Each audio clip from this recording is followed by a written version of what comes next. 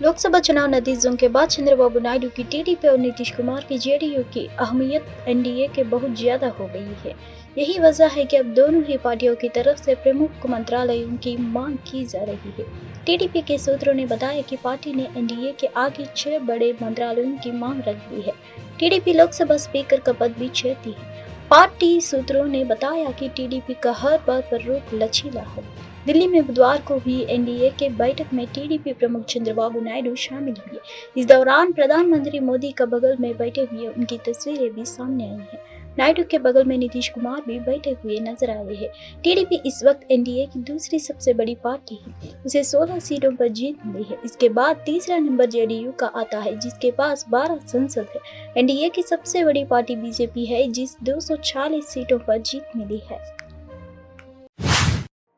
लोकसभा चुनाव में बीजेपी के नेतृत्व वाले राष्ट्रीय जनतांत्रिक गठबंधन को बहुमत तो मिल गया है, लेकिन विपक्षी गठबंधन इंडिया ने भी शानदार प्रदर्शन किया है। केंद्र में सरकार के गठन के साथ ही लोकसभा में नेता प्रतिपक्ष कौन होगा को लेकर चर्चा हो रही है।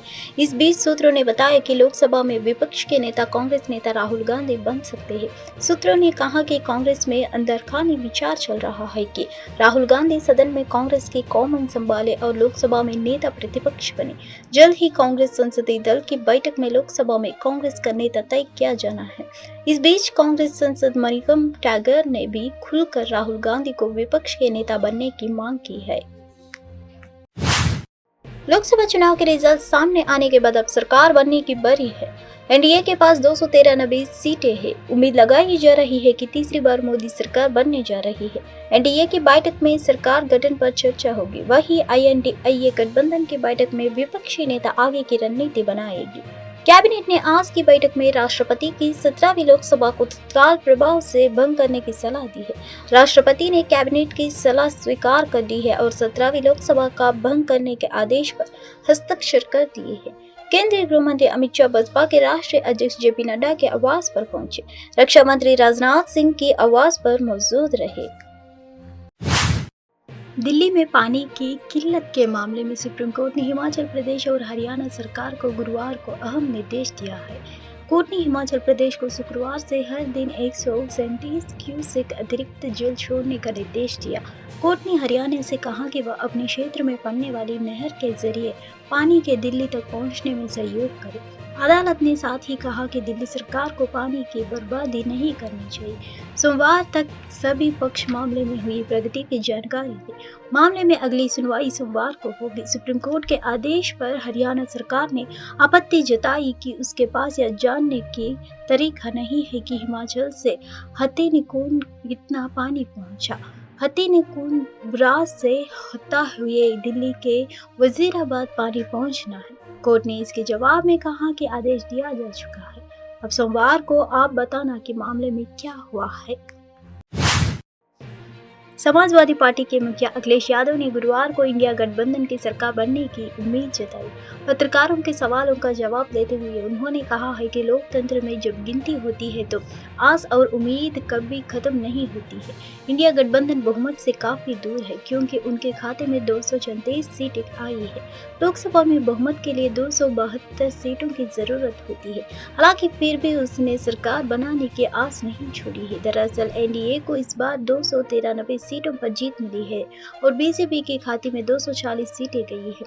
इसके बाद भी राजनीतिक गलियारों में इस बात को लेकर चर्चा चल रही है कि एनडीए की वापसी मुश्किल हो सकती है। एनडीए में शामिल टीडीपी और जेडीयू की वजह से ऐसी बातें हो रही है, क्योंकि इन दोनों ही दलों का पलटी मारने का इतिहास रहा है।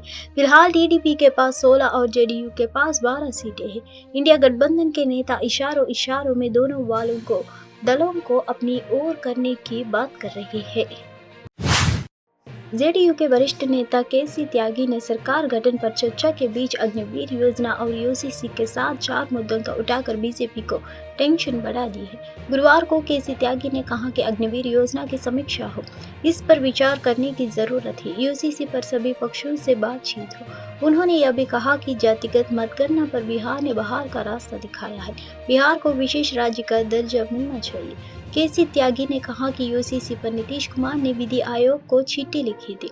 उन्होंने कहा था कि हम इसके खिलाफ नहीं हैं, लेकिन व्यापक विचार विमर्श की आवश्यकता है। वन नेशन वन इलेक्शन का हम समर्थन कर चुके हैं।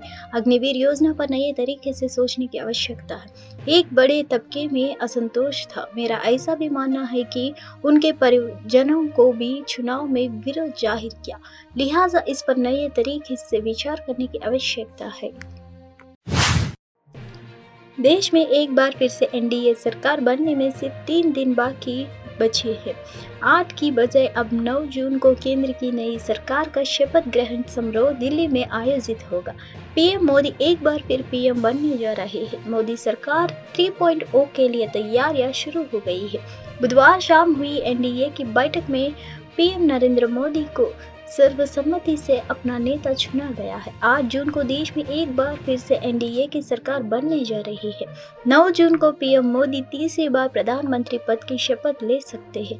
इसे ऐतिहासिक माना जा रहा है। नई सरकार के गठन को लेकर बुधवार को दिल्ली में एनडीए के घटक दलों की कई बैठकें हुई, जिसमें नीतीश और चंद्रबाबू नायडू ने भी बिना समय गंवाए जल्द सरकार के गठन पर जोर दिया।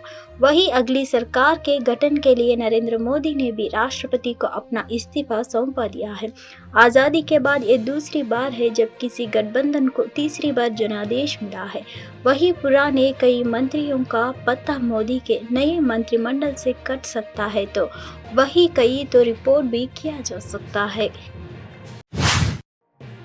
भारत में नई सरकार बनाने की कवायद जारी है। एनडीए गठबंधन को उनके घटक दलों ने समर्थन पत्र सौंपा दिया है।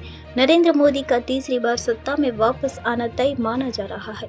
इस बीच अमेरिका की व्हाइट हाउस के अहम जानकारी मिली। व्हाइट हाउस ने बताया है कि अमेरिका राष्ट्रीय सुरक्षा सलाहकार जैक सुलिवन नई दिल्ली का दौरा करेंगे। रिपोर्ट के मुताबिक एनएसए नई सरकार के साथ अमेरिका और भारत की प्राथमिकताओं पर बातचीत करने के लिए दिल्ली पहुंचने वाले हैं। इससे पहले अमेरिकी राष्ट्रपति जो बाइडेन ने 5 जून को नरेंद्र मोदी को फोन किया था और फिर से चुने जाने के लिए बधाई दी थी। साथ ही सुलिवन की यात्रा पर भी चर्चा की। व्हाइट हाउस ने इस फोन कॉल के बारे में भी जानकारी दी है। व्हाइट हाउस ने कहा है, दोनों नेताओं ने राष्ट्रीय सुरक्षा सलाहकार जैक सुलिवन की नई दिल्ली की आगामी यात्रा पर भी चर्चा की है। इसमें नई सरकार के साथ विश्वसनीय रणनीतिक पद्धति, साझेदारी सहित संयुक्त अमेरिका भारत प्राथमिकताओं पर बातचीत की जाएगी। बाइडेन ने सोशल मीडिया एक्स पर भी नरेंद्र मोदी को बधाई देते हुए एक पोस्ट लिखा था। सुलिवन की इस भारत यात्रा के लिए अभी तारीख की घोषणा नहीं की गई है, लेकिन उम्मीद जताई जा रही है कि ये नरेंद्र मोदी के शपथ ग्रहण के कुछ दिनों के भीतर ही संभव है। एक अलग बयान में सीनेट के विदेश की ये नरेंद्र मोदी के शपथ ग्रहण के कुछ दिनों के भीतर ही संभव है। एक अलग बयान में सीनेट की विदेश संबंध समिति के अध्यक्ष सीनेटर बेन कार्डिन ने भारत के लोगों को चुनाव संपन्न होने पर बधाई दी। उन्होंने कहा है, भारत के लोगों ने इस साल की भीषण गर्मी के बावजूद वोट देकर लोकतांत्रिक प्रक्रिया के प्रति अपनी प्रतिबद्धता को फिर से प्रदर्शित किया है। उन्होंने आगे कहा, अमेरिका और भारत की साझेदारी आने वाले कई वर्षों तक क्षेत्रीय और वैश्विक समृद्धि के लिए महत्वपूर्ण है और रहेगी।